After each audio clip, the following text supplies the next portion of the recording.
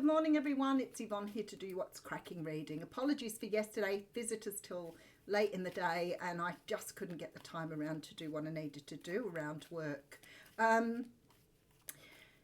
Firstly, I keep saying that blah, blah, blah. Goulburn Fair is on the 21st. It's actually on the 18th, so my apologies for that too. For some unknown reason, I got the 21st fixed in my head. So if you're in the Goulburn area, the bookings will go up very shortly for the fair. Keep your eye out for those. Goulburn, 18th of September. Cards I'm using, Greenwich Tarot. And I do want to say a huge thank you to everyone. I know that I usually thank you all, but something happened this morning and I realized how grateful I am to have this channel, to have this work to do, to reach so many of you and to, I guess, support you in your healing, whether that's through reading, whether it's through life coaching, whether it's just through the things that I say on the channel. I always talk about the first time Spirit spoke to me openly and clearly. I probably was in my 20s, and they said to me, "You are the vessel for divine intervention." And at the time I remember thinking, what on earth does that mean? But I sort of understand it now. It doesn't mean I do anything spectacular or anything out of the box, but it does mean that I bring the messages to you that you need to hear. Okay, so thank you. I'm eternally grateful for the journey I've had on this channel. I've overcome a lot of my own insecurities. Many of you who started with me at the beginning would understand all of that. All right, so we're going to start the reading, and we're starting off with the, wow, okay, the Sun. You know, I talk about this card very often. It's well known in the tarot deck that this is the best card of all. It is Major Arcana, but there's nothing negative about this card. Even if it comes in reverse, it's still not negative. It talks about joy and happiness. It talks about feeling childlike, having opportunities, moving forward with a smile on your face. It's all of those things in this card. It's such a beautiful card. And when it comes out, it sort of even makes you feel elated because you know something good is going to happen on the back of that. It's also the card of Leo, or the card that represents the sign of Leo. But whatever it is, something good's coming forward in this card. I would say to you, especially with this card behind it, that maybe things are turning around after a period of maybe sort of slugging through something or wading through something. When the Nine of Swords comes in, it talks about having sleepless nights, worrying about things, being bogged down in your own worry to the point where you can't function. You're completely absorbed by, you know, what's going on around you. And for me, I feel like Spirit is saying to you here, if you've been going through this sort of difficult time here, things are about to change with the Sun coming through. All right, have the Five of Wands and the Queen of Swords. Wow, okay. I feel like some of you may be dealing with someone who's been very difficult for you. The Queen of Swords for me at her positive level is an energy of being articulate, speaking your truth, having a good sense of humor, maybe sometimes being a little cutting, but being honest and straightforward, very logical in the way you approach things. The Queen of Swords at her negative level can be quite what we would see as bitchy or spiteful. Somebody who needs to win above. We've got a lot of competition here with this Five of Wands. So it's like somebody who needs to win at all costs. It's very sort of Five of Swords energy too, as well as Five of Wands. So I feel like you've been dealing with somebody, whether they're male or female is irrelevant, because the Queen of Swords doesn't necessarily represent a woman or a girl.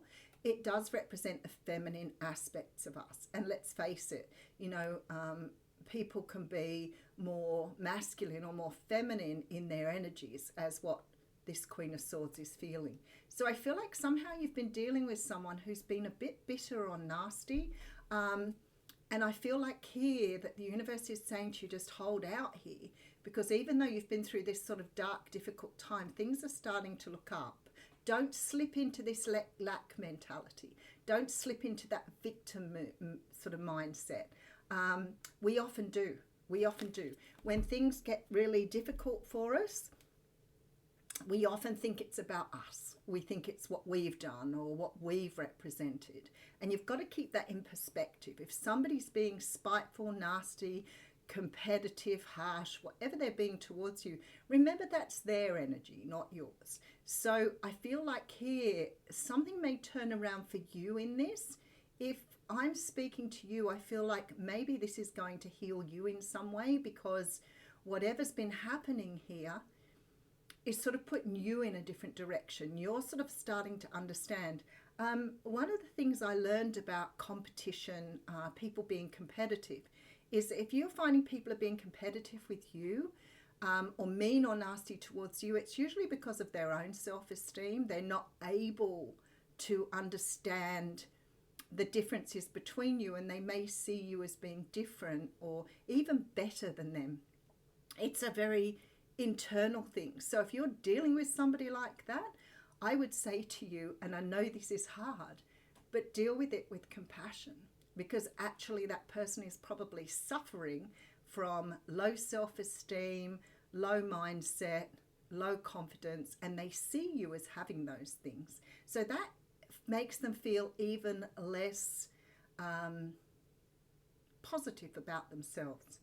This is why I say competition isn't a healthy thing. Competition with yourself is great. If you want to become better at something, if you want to see yourself do well, it's really, really good. But if you're competitive against other people, it means you think other people are better than you. All right, let's see where we're going with this reading. Okay, so we have the Devil card coming up first. It's called Nature in this deck. The Devil card talks, as I always say, about your ego.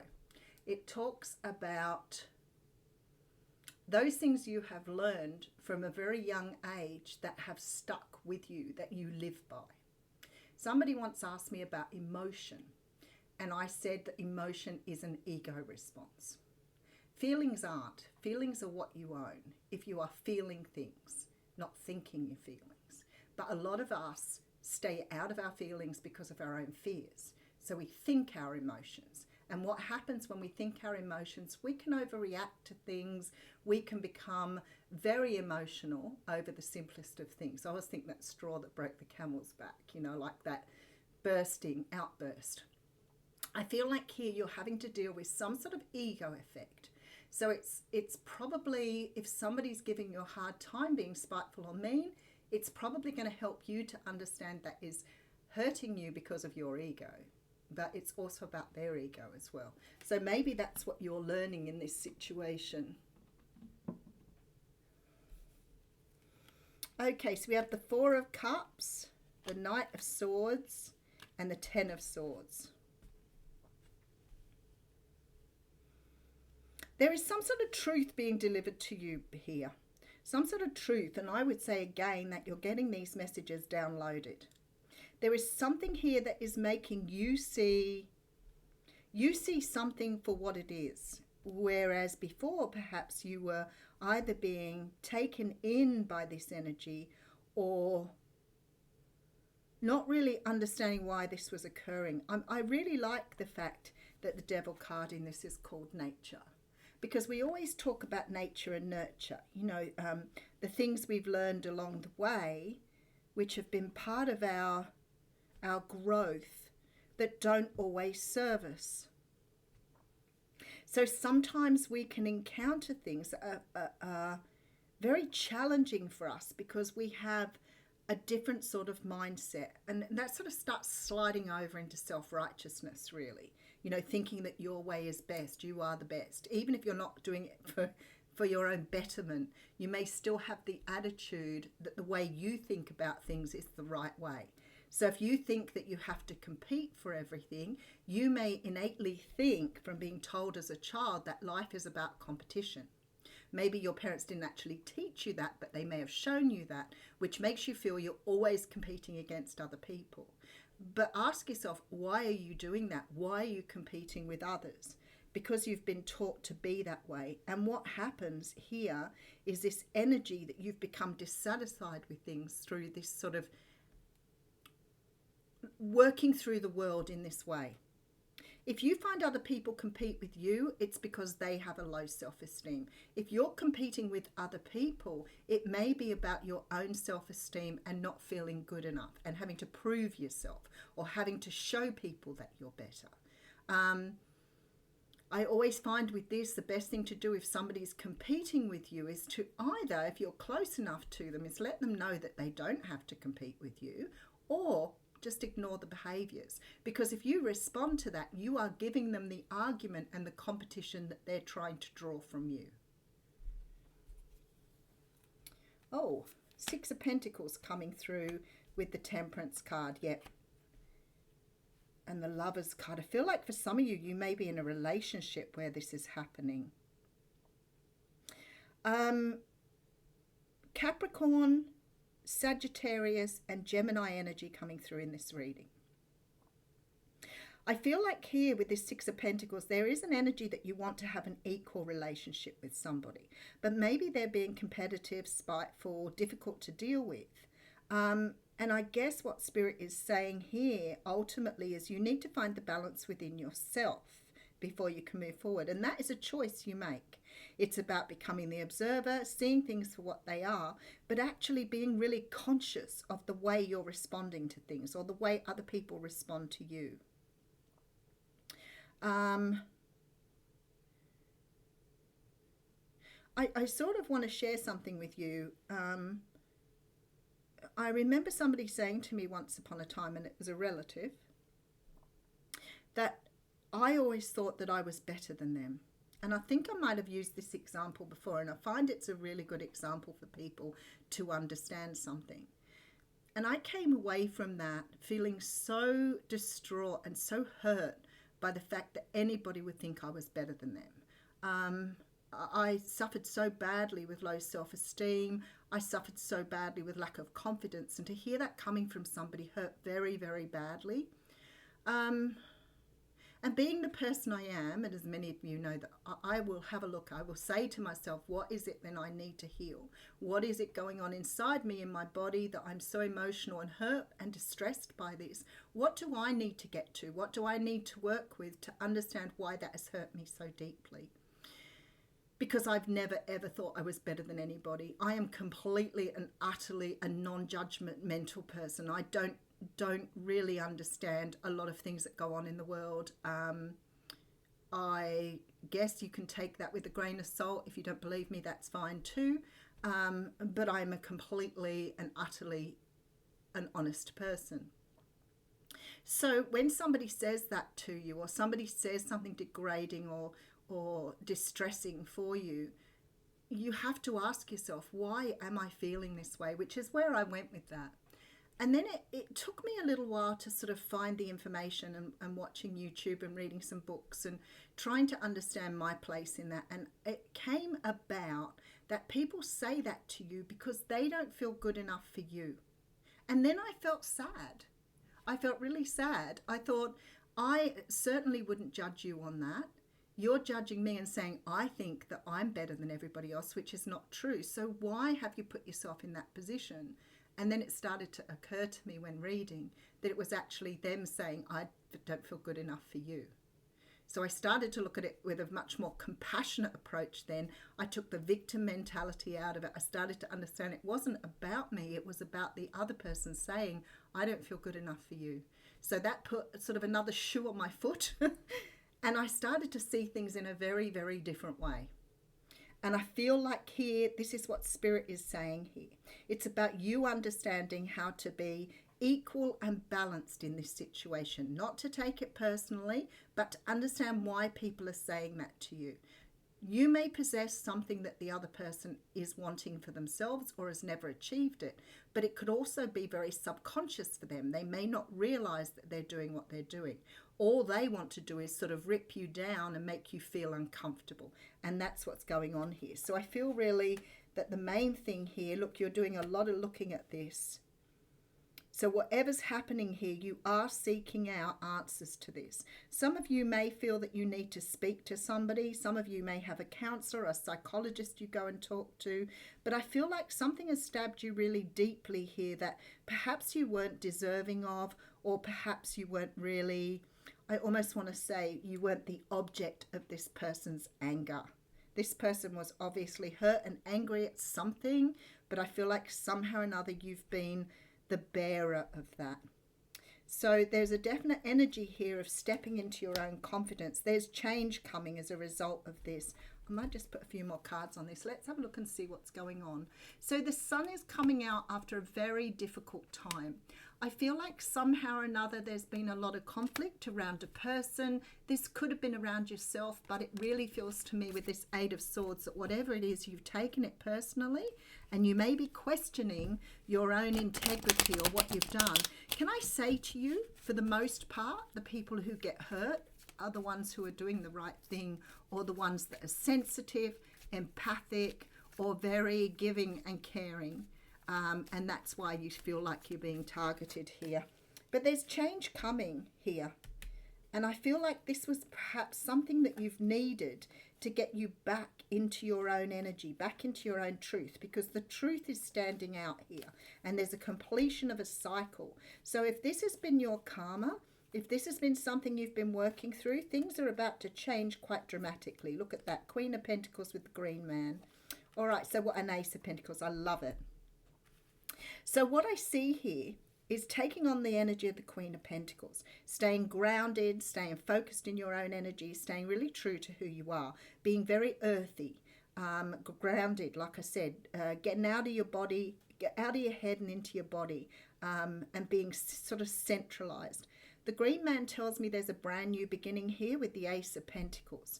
So there's some sort of lack mentality you've had here that's been running a tape on non-stop for you for a long while. But this time around, you're seeing it for what it is. There's a brand new beginning here with the Ace and the Green Man, which of course is the Fool in the traditional tarot. So let's get some.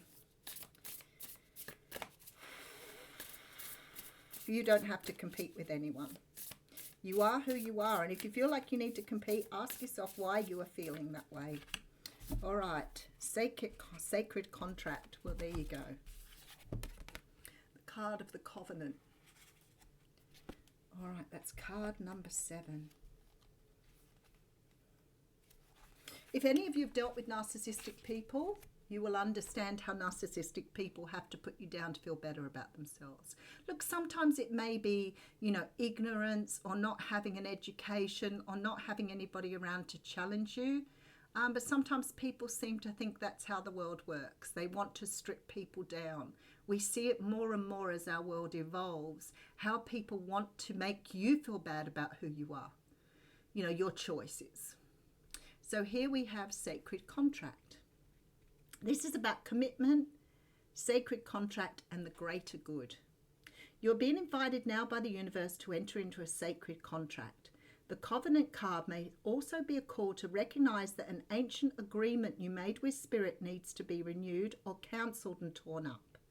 An opportunity showing up right now that is full of promise, but you are unable to sign and seal the deal and commit to it. The reason is that it needs to be elevated to a sacred covenant. A covenant must be founded on the truth, not your truth, not his truth or her truth, but a greater truth that takes the destiny of all into account. The covenant is not about your agenda only. Spirit must be invited to come to the table as a guarantor of the good faith of all and to ensure that the direction you are embarking in will be for the greater good. It's important that you understand what you are signing up for. Be sure to read the fine print so as not to commit to something that you will soon regret or that will compromise your integrity. Do not hesitate to put all your cards on the table so that your motives and desires are transparent and nothing is left in darkness. When shadow elements remain hidden, the covenant breaks down and becomes a contract with an unspoken dark side that is inevitably fulfilled. So I feel like here that if you give in to this energy, if you always feel that it's your fault, your problem, your issue, you're always going to be dealing with that dark side of yourself. We all have a dark side. It remains hidden for many people. For others of us, we bring it to the light and we try to work with it. So there are things about ourselves that we don't like so much, or that we've inherited that we don't need it. So I feel like here you're making some sort of contract here to bring yourself out of this energy. And maybe it's just about boosting your self-esteem, or understanding how not to take things personally, how not to respond, how not to argue, how not to compete back, but to understand you have everything you need within you. I'll leave you with that. Thank you.